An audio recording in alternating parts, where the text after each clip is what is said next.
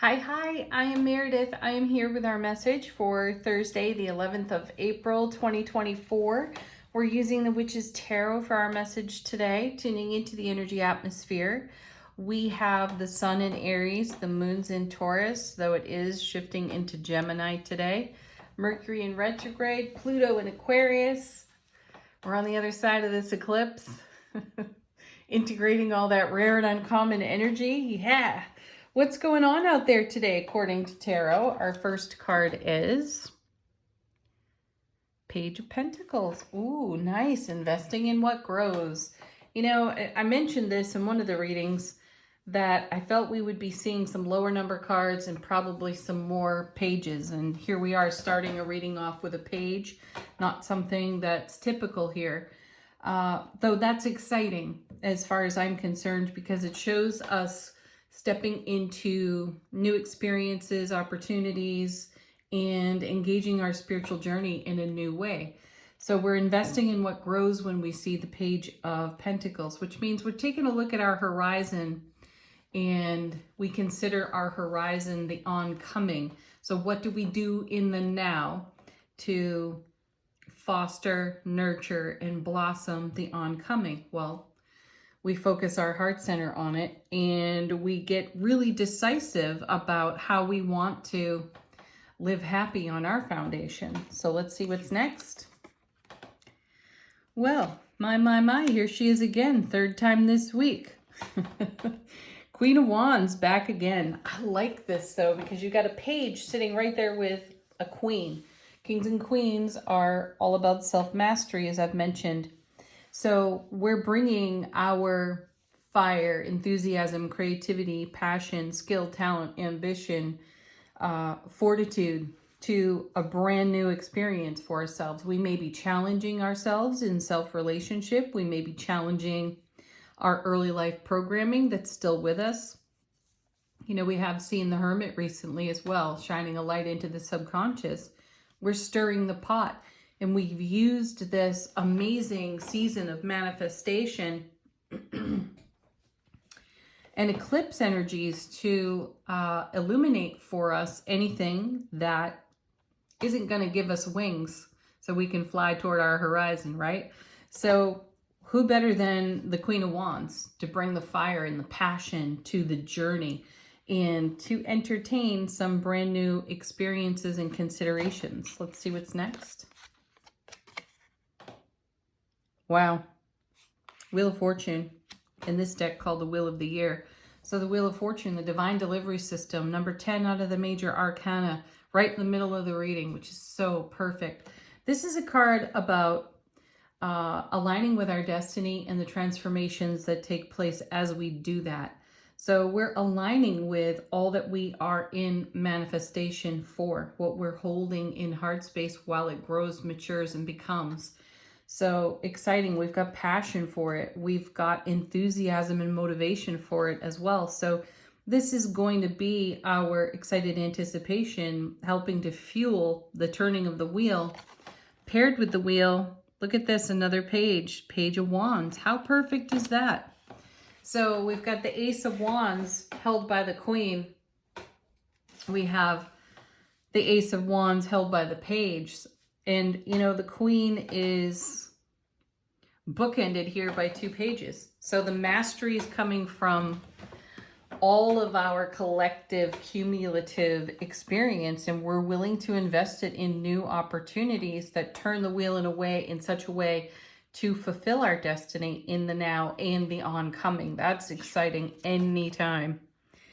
And look at this, talk about bookends. Here's another queen. Now we have the Queen of Pentacles, the mother of resource in tarot. So she, like the king, is an amazing manifester. She's got it all. She's considered, you know, like the Empress, she's considered the mother in tarot. So we're sitting on nurturing all the eggs we have in our baskets, which is great. And we're creating new opportunity that creates a ripple effect that continues to pay our rewards onward, now and onward. And then, wow, look at that. 2 queens, the King of Swords, 2 pages, and the Wheel of Fortune.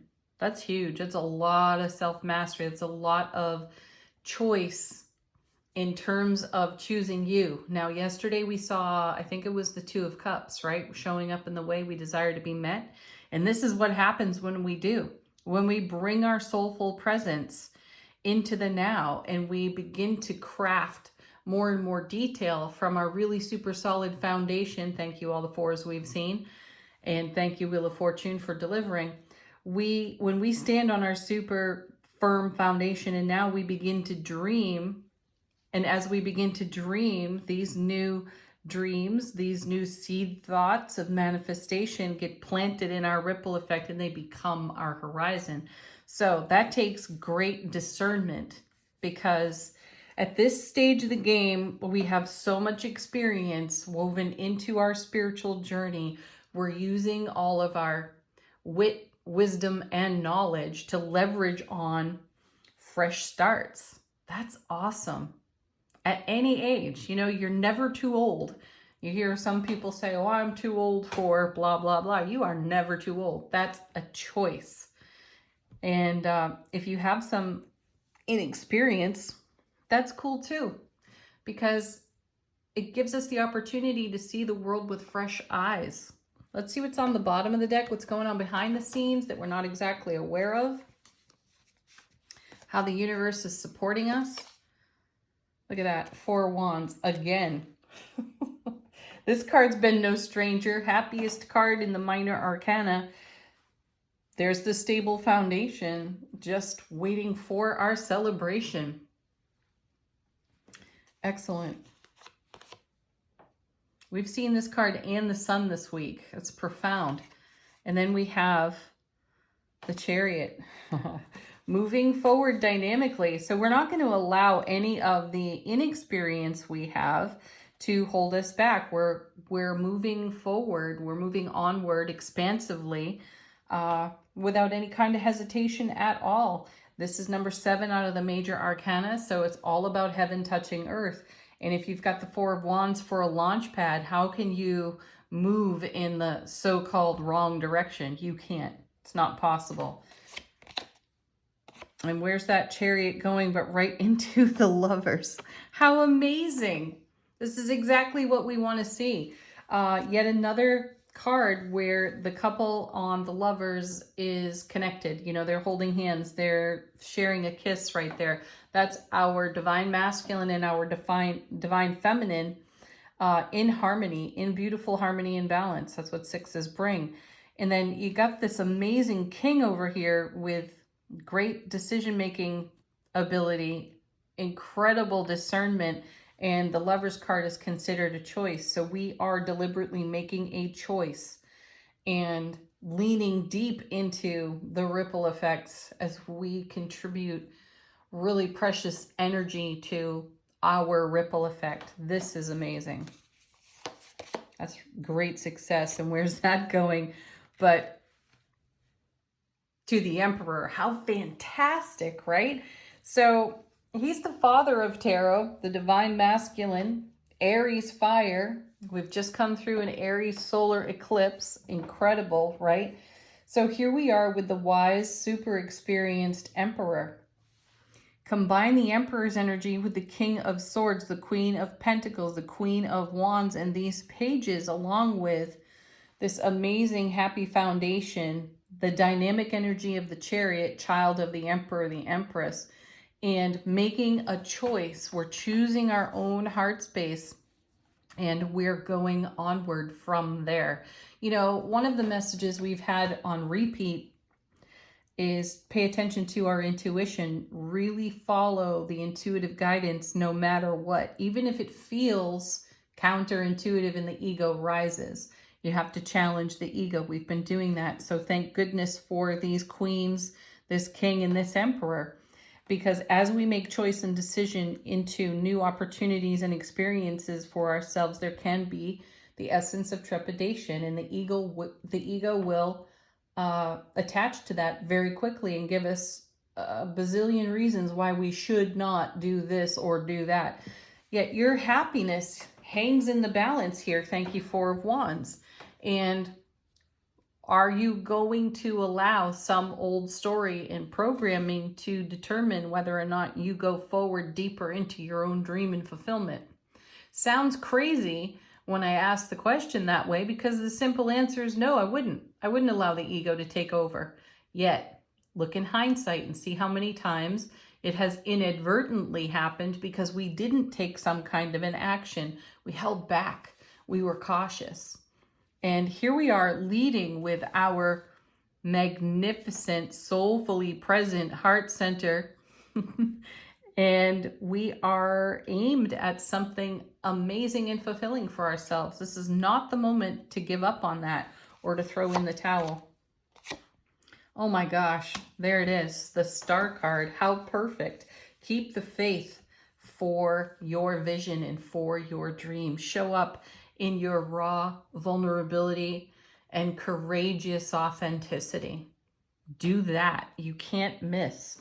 And at this point, yet again, I want to say we've done this so many times. This vulnerability that we sense here on the Star card that has us keeping the faith and overshadowing our own ego has taken great courage for us. So we've done it a number of times. I love that it's backed by the Emperor here, you know, and the Emperor is all clad in his armor. He's ready for anything.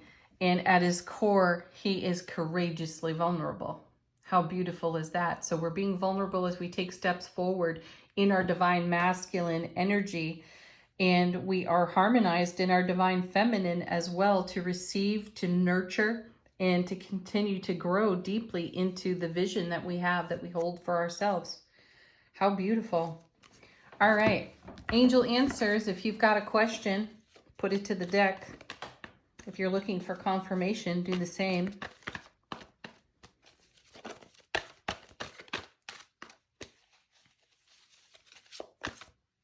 And our first card is emphatically yes. It's like it's confirming all of these cards. Yes, go for it. You got this. Ooh, one of my favorites popping out. Communicate clearly. Ask questions. Invite questions to be asked. Be extremely clear. No verbal clutter. Don't be vague when you see this card. Just be beautifully, spiritually blunt. Okay. Communicate clearly with the multiverse. And if you have a challenge to do that, write things down in a bullet point style so that at least the heart of your thought is, you know, out there on the page and a great focal point for yourself. Let go. Go with the flow. Another one of our favorites. One more.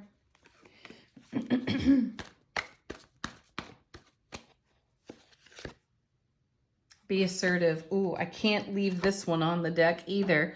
Big happy changes. We love that one. It's our happy that makes the change. We're seeing the happy in these cards, which gives us the enthusiasm, page energy, to take a leap of faith into brand new experiences for ourselves. Challenge the status quo. All right, final word on the reading from Soul Power. Beautiful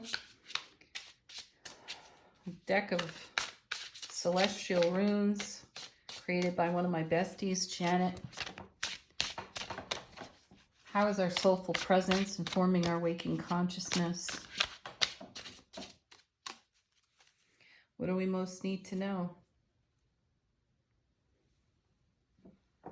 Channeled guidance. That's incredible. The message of listening to our intuition and following through on the messages we channel for ourselves about the trajectory of our own fulfillment and happiness can be bottled up right here in this card, because it is that channeled guidance that inspires us to take action. And this is a reading all about taking action. So be assertive, invest your happiness to make big changes in your world. Say yes to you, emphatically so. Turn your own wheel of fortune with your happiness, passion, and fire, and go get what you're dreaming about. Have the most beautiful Thursday, everybody. Thank you, as always, for joining me here. Namaste.